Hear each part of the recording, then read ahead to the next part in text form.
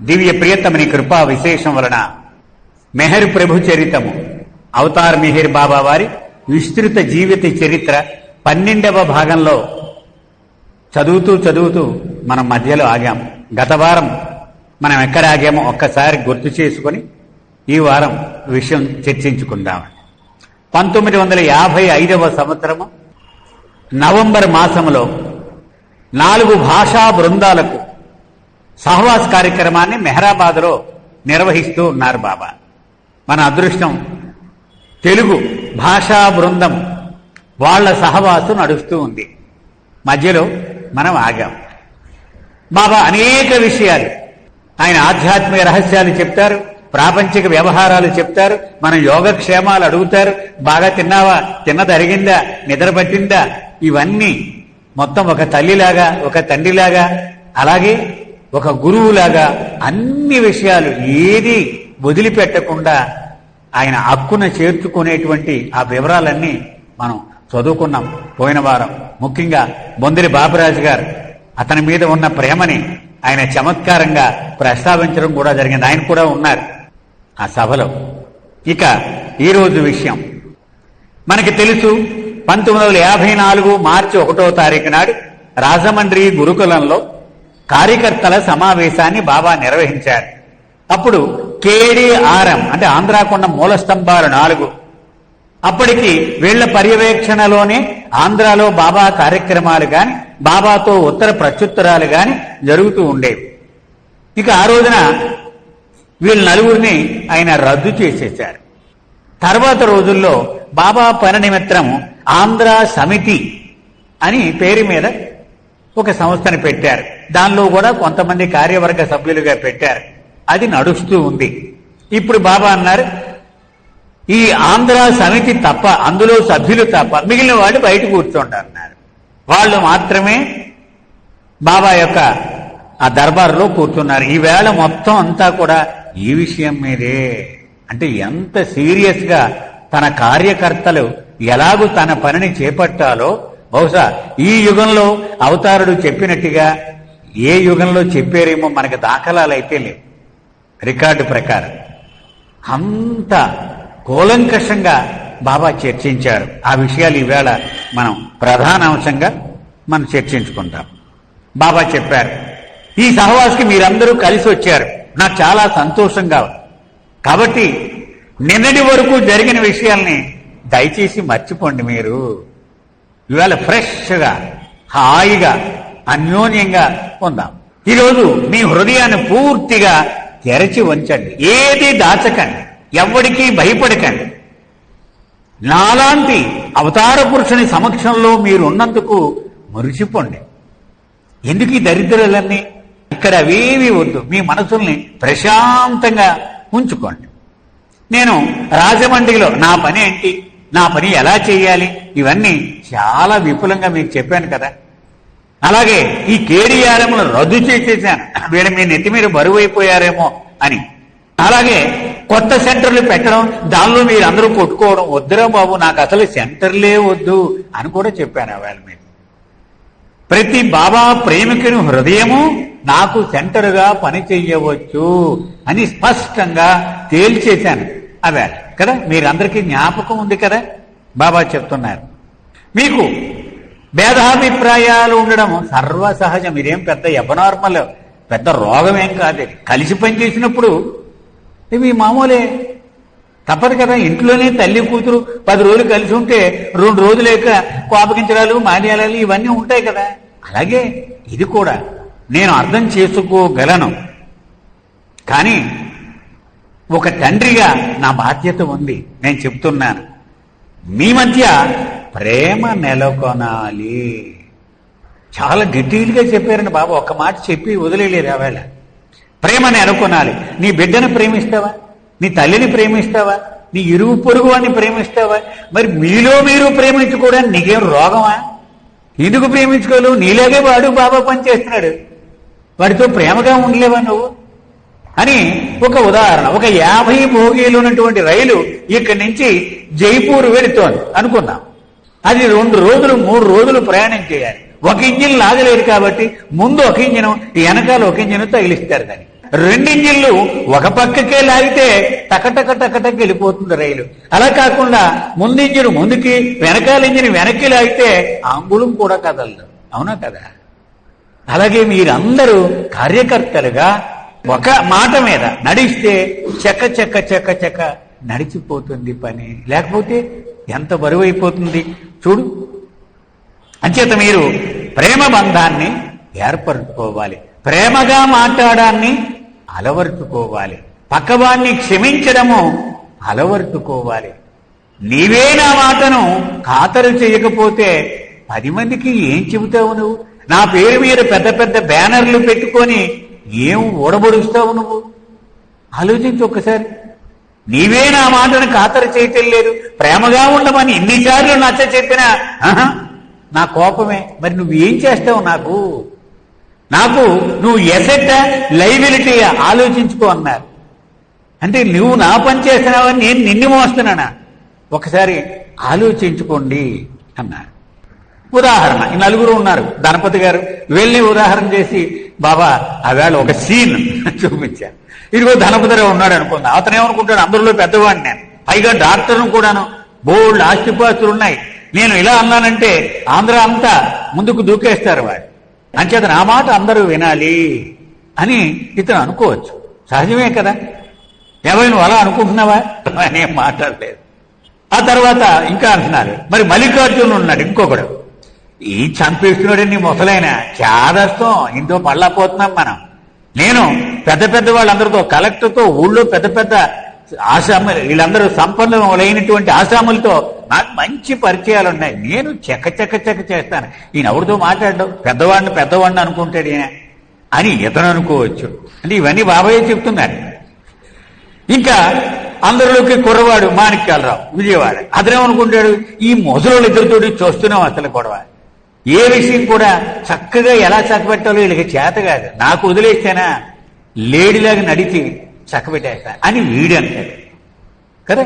వీళ్ళందరూ ఇలా ఎవరికి వాడే, నేనైతేనా చాలా అదరగొట్టేస్తాను అని ఎవరికి వాడాను, వీళ్ళు లాభం లేదండి అని ఎవరికి వాడే అనుకుంటూ ఉంటారు.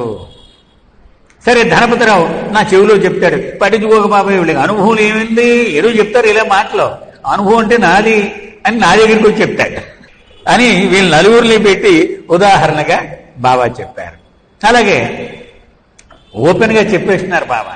ధనపతిరావు ఏమన్నాడో తెలుసా, అంటే అతను లోపలేమీ కల్మషం లేదు.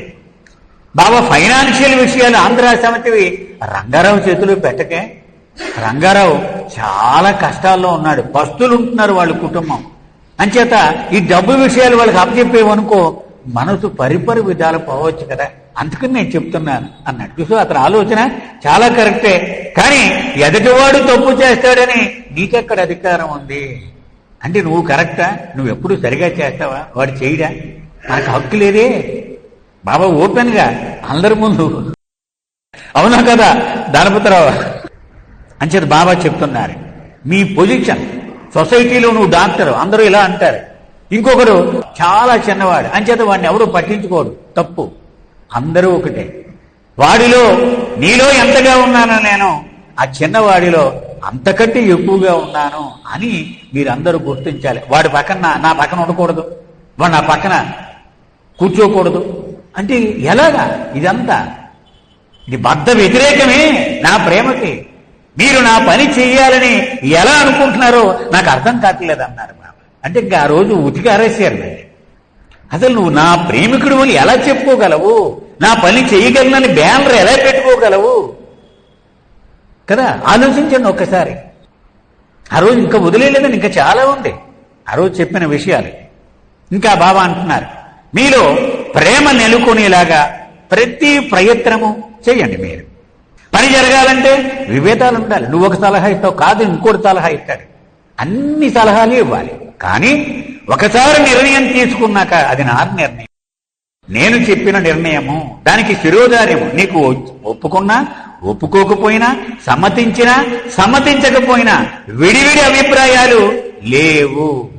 ఒకసారి కార్యవర్గం నిర్ణయం జరిగిందంటే అది నా నిర్ణయమే. అలా అనుకోకపోతే ఎలా పనిచేస్తావు నువ్వు? No organization can function. Baba అంటున్నారు, ఏ వ్యవస్థ కూడా నడవదు. అంచేత ఇది బేసిక్ ప్రాథమికమైన క్రమశిక్షణ. నెంబర్ 1 ఒక కండిషన్ చెప్తున్నాను, మీ మధ్య పరస్పరం ప్రేమను కొట్టించుకోవాలి. తప్పదు, దానికి గత్యంతరం లేదిక. నేను 1 సంవత్సరం పాటు మీ అందరికీ అందుబాటులో ఉండను, ఉపవాసాలు లేక పర్యటనలు చెయ్యాలనుకుంటున్నాను. కనీసం ఈ సంవత్సరం నేను కోరిన విధంగా పనిచేయండి కదా. నా నామవ్యాప్తికి ఇతోధికంగా మీరు శ్రమించండి, మీరు ప్రేమగా నిర్వర్తించుకోండి. కుటుంబ శాస్త్రి లేచి, బాబా మేము తప్పక ప్రయత్నం చేస్తాం బాబా, మమ్మల్ని క్షమించన్నాడు. పాపం అతను హృదయం ద్రవించి. అప్పుడు మళ్ళీ బాబా చెప్తున్నారు, టైం వచ్చేసింది, ప్రపంచం రెడీగా ఉంది నన్ను అంగీకరించడానికి, మీరే చెప్పడానికి సిద్ధంగా లేరు. ఇప్పుడు కూడా అదే పరిస్థితి అండి. ఈ రోజు కూడా మనం ఎక్కడికి వెళ్ళి చెప్పినా ప్రపంచం తప్పకుండా ఒప్పుకుంటున్నారు వాళ్ళంతా. ఒక సమావేశం పెట్టి మొన్నే అనకాపల్లి వెళ్ళి ఒక సహవాసం నిర్వహించి వచ్చాం. వచ్చిన తర్వాత ఒక 20 మంది సెంటర్కి వచ్చారు. ఎవరిని మెహర్ బాబా మాకు తెలుసుకోవాలని ఉంది. ఒక్క సమావేశం వల్ల. అంటే ప్రపంచము ఆకలిగా ఎదురు చూస్తూ ఉంది. మనము అడగలేము. ఉన్నామా? మనకు మనమే ప్రశ్నించుకున్నాం. ఒక కార్యక్రమం అనుకుంటే దానికి టైంకి రాలేకపోతున్నామే. అన్ని పనులు అడ్డొస్తూ ఉంటాయి. మనకు రకరకాలుగా కార్యకలాపాలు ఉన్నాయి. ప్రపంచం రెడీగా ఉంది, నువ్వు రెడీగా లేవు నా సందేశం అందించడానికి. ఆ రోజు చెప్పారు, నీలో గొడవలతోటి నువ్వు రోజులు, నెలలు, సంవత్సరాలు వెలదీసేస్తూ ఉంటే నా పని నువ్వేం చేస్తావు ఇక. తర్వాత నా గురించి చెప్పినప్పుడు ఊరికే విశేషణాలు వాడి చెప్పేయకండి. గొప్ప ప్రభువు, గొప్ప అవతారుడు, ఏమక్కర్లా. అవతారుడు అంటేనే సూపర్లేటివ్ అన్నారు బాబా. దానికి నువ్వు ఎడ్జెక్టివ్స్ ఊరికే వాడేయద్దు. అతిశయం చేసి చెప్పొద్దు నా గురించి. వాడి హృదయంలో నేను దూరి పనిచేస్తాను. నువ్వు చెప్పితే నీ భాషను బట్టి వాడేమో రాడు, నీ ఉపన్యాసం, నీ సంకీర్తనలు వినేవాడేమో వచ్చాడు. నేను వాడి హృదయంలో వాడి పరివర్తన కలిగిస్తాను. తద్వారా వాడు నా దగ్గరకు వస్తాడు. అంచేత నీ పని పరిమితమైనది. చెవిలో వేయడం వరకే నీ పని. చెవి నుంచి హృదయానికి తీసుకెళ్ళడం నా పని. నా పని నాకు వదిలి నీ పని నువ్వు చేయి. ఎంత స్పష్టంగా బాబా చెప్పారు. ఇంకా రంగారావు గారు లేచాడని, ఏలూరు ఎర్రంశెట్టి రంగారావు గారు, బాబా ఇక్కడి నుంచి నిజాయితీతో పనిచేస్తాం, మీరు లేని ఏడాది పాటు తప్పకుండా మేము పూర్తి శ్రద్ధతో పనిచేస్తాం అన్నారు. మళ్ళీ బాబా చెప్తున్నారు, ముందు జరిగిన గుజరాతీ బృందం సహవాసులో కూడా నేను చెప్పాను, ఏడాది పాటు మీకు అందుబాటులో ఉండను అని. ఈ ఏడాది పాటు కొంచెం నా గురించి మీరు సర్దుబాటు చేసుకోండి, ఆ తర్వాత నేను చూసుకుంటాను, వరి అవ్వద్దు అన్నారు. రంగారావు గారు లేచాడు, బాబా మాలో అందరూ పెద్దవాళ్లే. ఇప్పుడు ధనపతిరావు అంటే మామూలుగా దగ్గరికి వెళ్ళి మాట్లాడే సాహసం లేదు. ఆయన పెద్ద, ఆ రోజుల్లో పెద్ద డాక్టరు, సంపన్నుడు. అంచేది మామూలుగా ప్రతివాడు వెళ్ళి మాట్లాడేసి అంత సులభంగా అప్రోచబుల్ కాదు ఆయన. ఒక సమస్య వచ్చిందనుకోండి, ఏమన్నా మీరు మారాలని చెప్పాలంటే దమ్ము సరిపోయేది కాదు వీళ్ళకి, మిగిలిన ముగ్గురికి కూడా. అంచేత రంగారావు గారు అన్నాడు, బాబా మొదలుకని తిరుమలరావు గారు ఉన్నాడు కాకినాడ, ఆయన గవర్నర్ గా పనిచేస్తున్నాడు, ఆయన చెప్తే ఎవడన్నా వింటాడు. అంచేత ఆయన సాయం కావాలి మాకు. ఒకళ్ళకొకరు ఒకరి మాట ఒకరికి అందజేయడంలో, నచ్చ చెప్పడంలో అతని సహాయం మాకు కావాలి అని అడిగాడు. వెంటనే తిరుమలలోకి చూశారు బాబా. ఆయన లేచి నిలబడ్డాడు. బాబా నేను తలమునకలే ఉంటాను, నాకు ఒక్క నిమిషం ఖాళీ ఉండదు. ఈ సెంటర్కి రావడం, సెంటర్లో కూర్చోవడం, 6 గంటల నుంచి 8 దాకా కూర్చోవడం, ఇది నాకు కుదురుతా చెప్పు. ఎప్పుడో ఏడాదికి ఒకసారి పెద్ద సమావేశం ఉంది, దానికి రమ్మంటే తప్పకుండా నేను ఖాళీ చేసుకుని వెళ్తాను. నేను నా సహాయం ఇలాగా ఒక మాట చెప్పడం, ఫోన్లో మాట్లాడితే అయిపోయేలాగైతే తప్పకుండా నేను చేస్తాను. నా ప్రేమ నీకు అందరికంటే ఎక్కువగా తెలుసు, నేను ప్రేమిస్తున్నానని నేను లేనా. నేను ఎప్పుడూ ఆరాటం పడుతూ ఉంటాను నీ పని చెయ్యాలని. కానీ నాకు మరి ఎటువంటి జీవితం ఇచ్చావు నువ్వు, ఊపిరిలే ఆడనటువంటి పరిస్థితి నాకు కల్పించావు. అంతేగాని నేను ఎప్పుడూ సిద్ధమే పని చేయడానికి, కానీ టైం లేదు. మీలాగా సెంటర్లో కూర్చుని మధ్యాహ్నం 3కి వచ్చేద్దాం, బుక్ రీడింగ్ చేద్దాం అంటే నాకెక్కడ ఉంది, నాకు అవ్వదు అని ఆయన బాబా ఎదురుగానే చెప్పాడు. బాబా కూడా చెప్పారు, వాడిని వదిలేడు, ఈ మీటింగులకి టైములకి అన్నికి రాలేడు అతను. ఎందుకని ఒక పదవిలో ఉన్నాడు, నేనే అతనికి అటువంటి జీవితం ఇచ్చాను నేను. కానీ తప్పనిసరి అయినప్పుడు మీరు అతను ఫోన్లో లేకపోతే ఉత్తరం ద్వారా మీకు సహాయం చేస్తాడు అని చెప్పారు. అప్పుడు ధనపతుని అడిగారు నుంచుని ఒక పెద్దగా, నేను చెప్తానన్నారు బాబా. మీ మధ్య అందరి మధ్య ప్రేమ నెలకోలేగా నేను సహాయపడతాను, ప్రయత్నిస్తాను. ఇక్కడి నుంచి నీ నామాన్ని, నీ సత్య సందేశాన్ని ప్రపంచమంతా వ్యాప్తి చేయడంలో ఇతోధికంగా మేము శ్రమిస్తాము అన్నారు.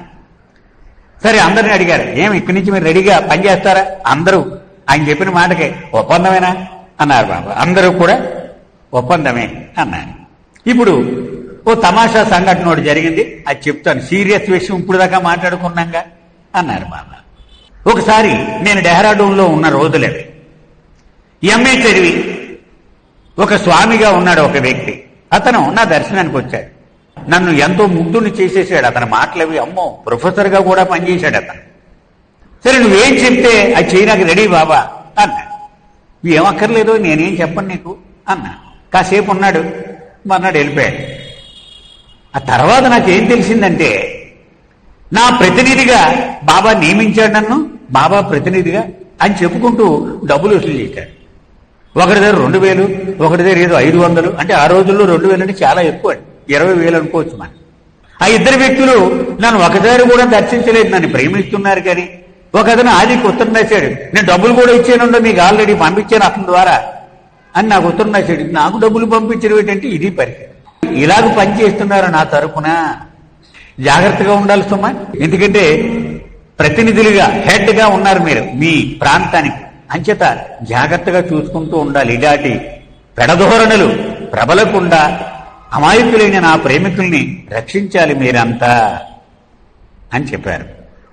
ఇంకా బాబా మళ్ళీ ప్రేమ గురించి చెప్తూ, ప్రపంచము పలు రకాలుగా విమర్శిస్తూ ఉంటుంది మీ గురించి, కామెంట్లు పాస్ చేస్తూ ఉంటుంది. అవి పట్టించుకోకండి. మీ బిహేవియర్ని చూసి నేనేమనుకుంటానో అదొక్కటి పట్టించు. ఇప్పుడు నేను కోపగించి వెళ్ళిపోయాను మీ మీద, ఆ కార్యక్రమంలో పాల్గొకుండా, ఏమనుకుంటాడైనా అని ఒక్కసారి ఆలోచించాడు. నేనేమనుకుంటాను అదొక్కటే ఆలోచించాడు. ప్రపంచం వద్దు, వాళ్ళందరూ నేను చాలా మెచ్చుకోవచ్చు, బలి మానేసేవాయి అనొచ్చు. కానీ అది కాదే, నేనేమనుకుంటాను అది ఆలోచించు. ఇక అందరూ అలిసిపోయారు బాబా యొక్క, మరి ఆయన చెత కొట్టేశారు కదా, వీళ్ళందరూ భుజాలు సర్దుకున్నారు. బాబా అన్నారు, ఇప్పుడు ఒక మంచి మీకు అందరికీ ఆనందం కలిగించే విషయం చెప్తాను, మీ అందరితో ఫోటో తీయించుకుందాం పదండి అన్నారు. ఫోటోగ్రాఫర్ వచ్చాడు, ఆంధ్ర టీం తోటి ఫోటో తీద్దాం పదండి అన్నారు. అప్పుడు అందరికీ కలిపి బాబాతో ఫోటోలు తీసుకున్నారు. మిగిలిన వాళ్ళందరినీ కూడా వచ్చేయమన్నారు లోపలికి. మరి ఆంధ్ర సమితి సభ్యుల్ని మాత్రమే ఉంచారు కదా, మిగిలిన అందరినీ వచ్చేయమన్నారు. ఈ సమితి సభ్యుల్ని వీళ్ళందరితో కలిసి కూర్చోమన్నారు. మనం అనుకున్న విషయాలు ఈ అందరికీ చెప్పండి అన్నారు బాబా. చెప్పారు. మేము కొట్టుకున్నాం, ఈయన చెవాట్లు పెట్టారు ఇప్పుడు దాకా మమ్మల్ని. మేము అందరూ లెంపలు వేసుకొని ఇదిగో ఇలా ఉంటాము, ఇలా ప్రవర్తిస్తామని బాబా ఎదురుగా ఒప్పుకున్నాము.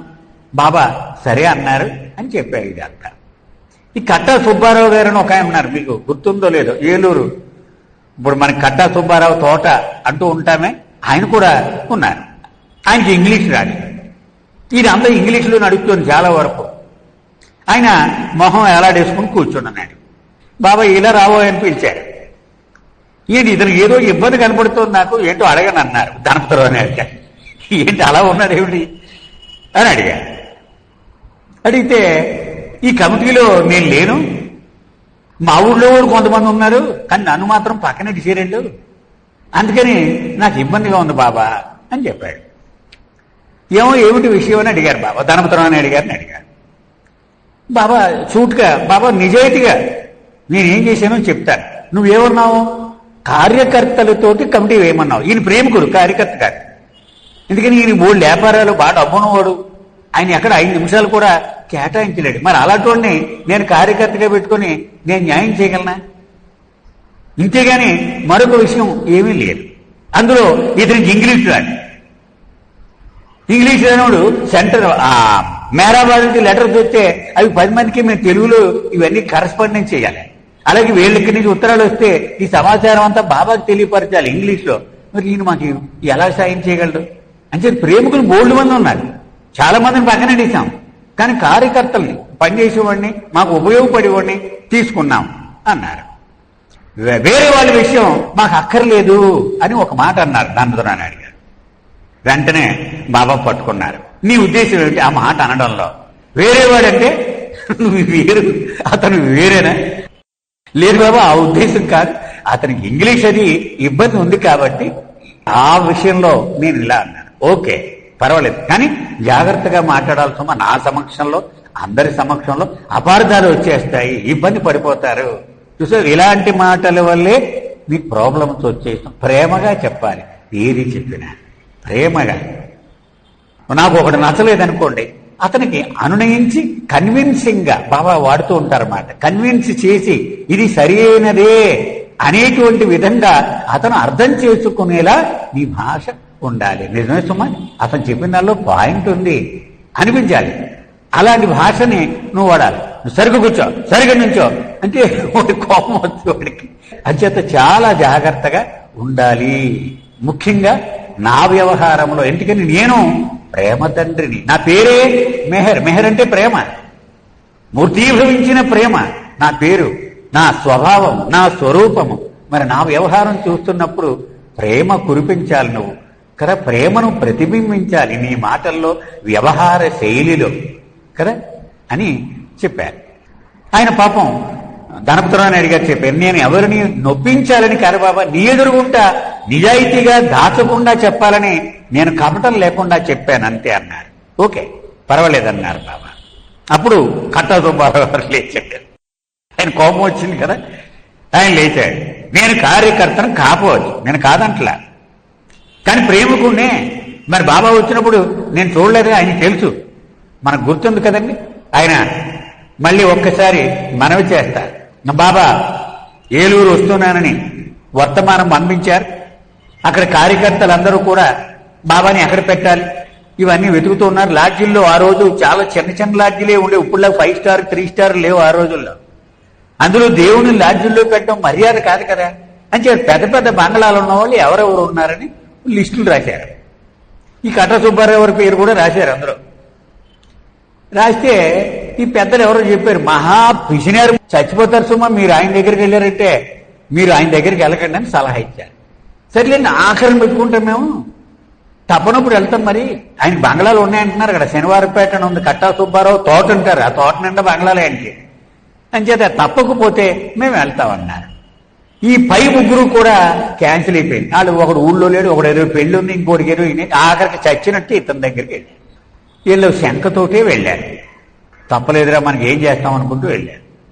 ఇది దండం పెట్టారు, మేము మెహర్ బాబా నుంచి వచ్చామండి, ఇగో ఉత్తరం వచ్చింది, ఆయన మా దేవుడు అన్నారు. ఇదంతా ఓహో, ఆయన కూడా మర్యాదగా కూర్చోమన్నాడు. ఆయనకి బంగ్లా ఉండాలని, ఎవరూ ఉండకూడదని దానిలో, మీరు వాళ్ళు ఎవరైనా ఉంటే ఖాళీ చేసేయాలండి అన్నారు. రెడీ అన్నారు.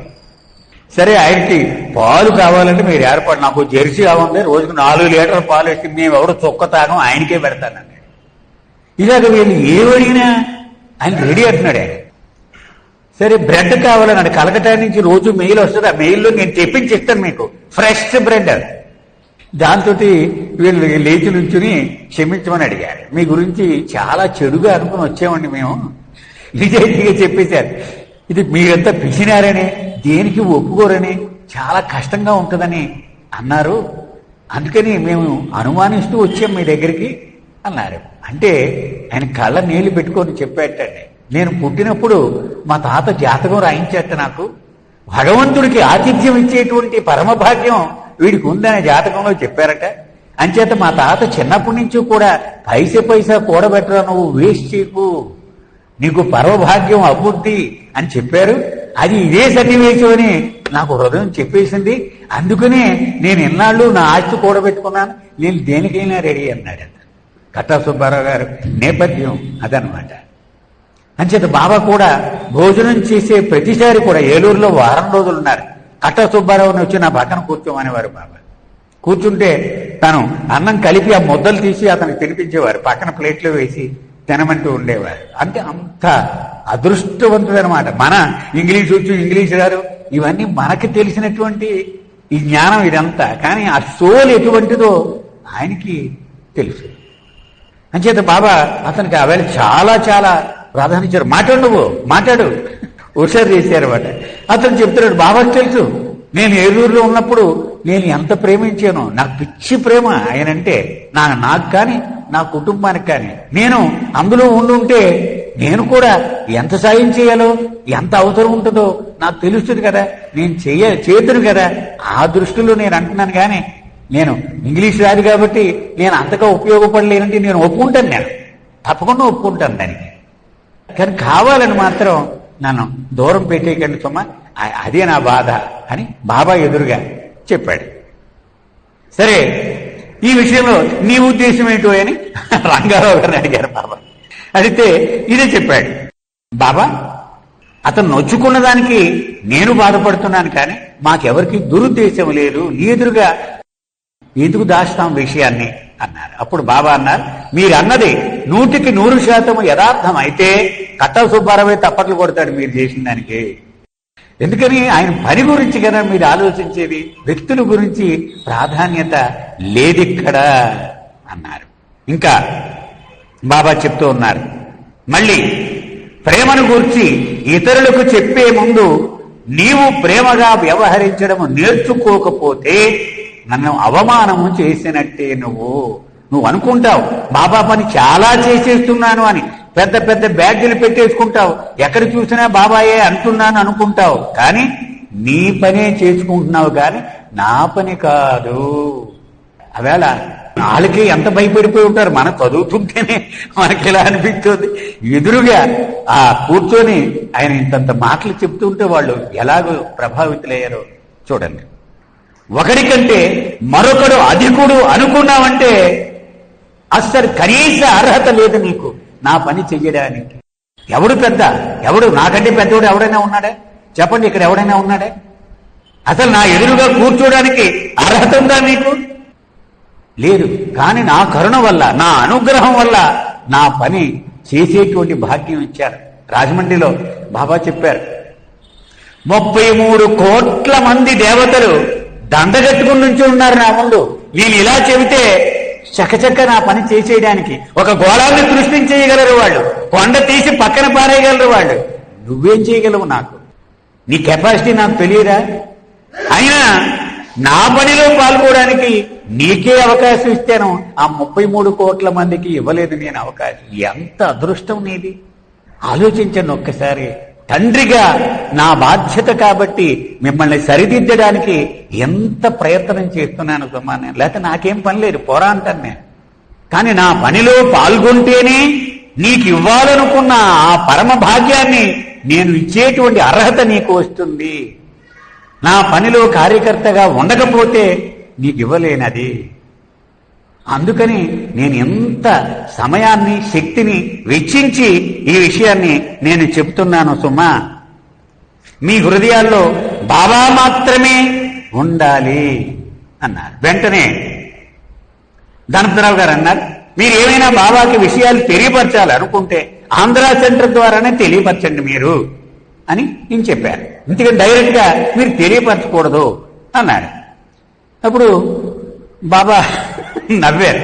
నవ్వి ఇలా అన్నారు, నువ్వు ఒక స్త్రీని పిచ్చిగా ప్రేమించావు అనుకున్నాను.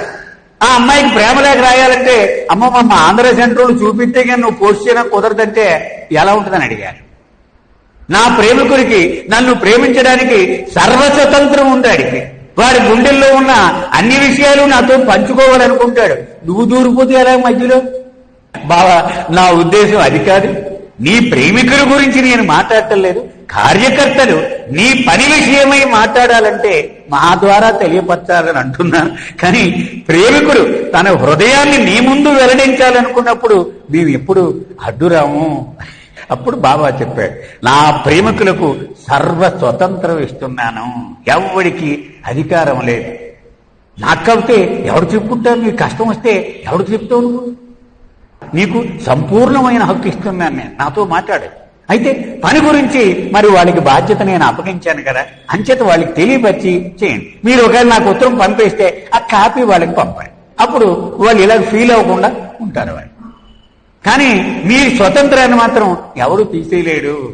ఎందుకంటే నా బిడ్డ నాతో మాట్లాడడానికి ఇంకొకరి పర్మిషన్ ఏమిటి? సరికాదు కదా మరి. వీళ్ళకి నచ్చ చెప్పారు, వీళ్ళకి కూడా నచ్చ చెప్పారు.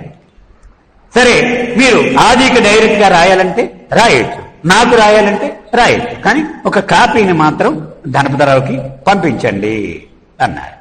అప్పుడు కుటుంబ శాస్త్రి గారు లేచారు. ధనపతిరావు గారు మొదటి నుంచి నేను విభేదిస్తూనే ఉన్నాను బాబా ఈ విషయంలో అన్నారు. కూర్చో అన్నారు బాబా. నేను ఇక్కడితో సరిపెడదామని చూస్తే మళ్ళీ పాత గనంతా తవ్వి నా మీద పోతున్నావు నువ్వు, ఇది సరికాదు, మర్చిపోవాలి.